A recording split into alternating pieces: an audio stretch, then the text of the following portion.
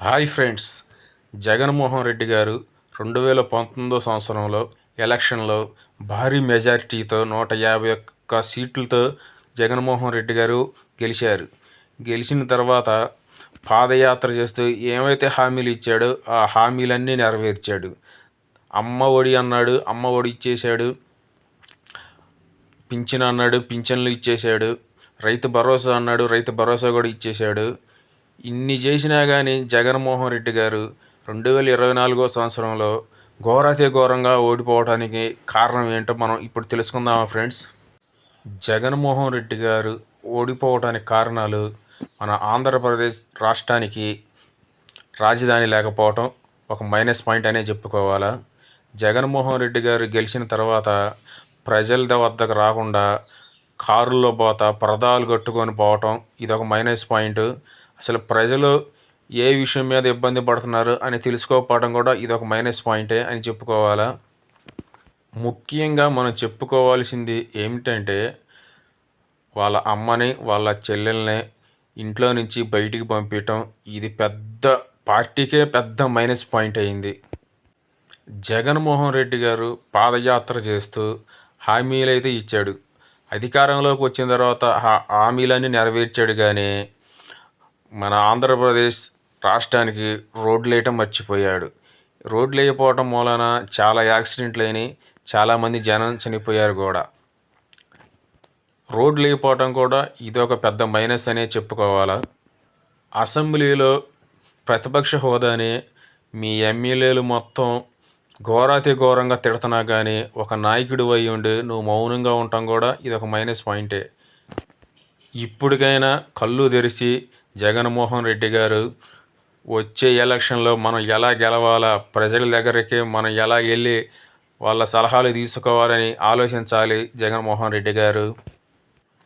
ఇప్పటికైనా మించిపోయింది ఏమీ లేదు. జగన్మోహన్ రెడ్డి గారు మీ తల్లిని చెల్లిని తెచ్చి ఇంట్లో పెట్టుకోండి.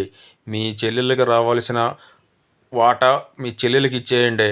మన ఆంధ్రప్రదేశ్ రాష్ట్రంలో ఎక్కడో ఒకసాట ఎమ్మెల్యేగా పోటీ చేయమని చెప్పండి జగన్మోహన్ రెడ్డి గారు.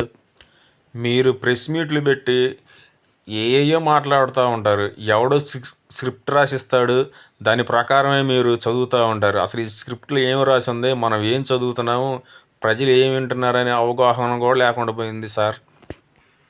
ముందు మీరు ప్రెస్ మీట్లు పెట్టకండి, మీ ఎమ్మెల్యేల చేత కూడా ప్రెస్ మీట్లు పెట్టి మాట్లాడించకండి. అసలు ప్రెస్ మీట్లు పెట్టి వాళ్ళు ఇష్టానుసారంగా మాట్లాడుతూ ఉంటారు. వాళ్ళు ఏం మాట్లాడుతున్నారు, దేని గురించి మాట్లాడుతున్నారు కూడా వాళ్ళకి తెలియకుండా ఉంది. ముఖ్యంగా పేరుని నాని ప్రెస్ మీట్ పెట్టి వాడి ఇష్టం వచ్చినట్టు మాట్లాడుతూ ఉంటాడు. వాడికి ఎవడు స్క్రిప్ట్ రాసి ఇచ్చాడో వాడికే తెలియదు. వాడు ఏం మాట్లాడుతున్నాడు ఏందనేది వాడికి అవగాహన లేదు. పిచ్చిగా మాట్లాడుతూ ఉంటాడు. అసలు ప్రెస్ మీట్లు పెట్టొద్దని చెప్పండి మీ ఎమ్మెల్యేలకి. తర్వాత రోజా కానీ ప్రెస్ మీట్ పెట్టి వాళ్ళు అది చేశారు, వీళ్ళు ఇది చేశారు అని చెబుతున్నారు. కానీ అసలు ఆ స్క్రిప్ట్లో సంబంధించిన మ్యాటర్ ఏమి ఉండదు. ఏదో మన ప్రెస్ మీట్ పెట్టాము, మాట్లాడుతున్నాం అన్న అవగాహన తప్పితే ఏమి లేదండి జగన్మోహన్ రెడ్డి గారు.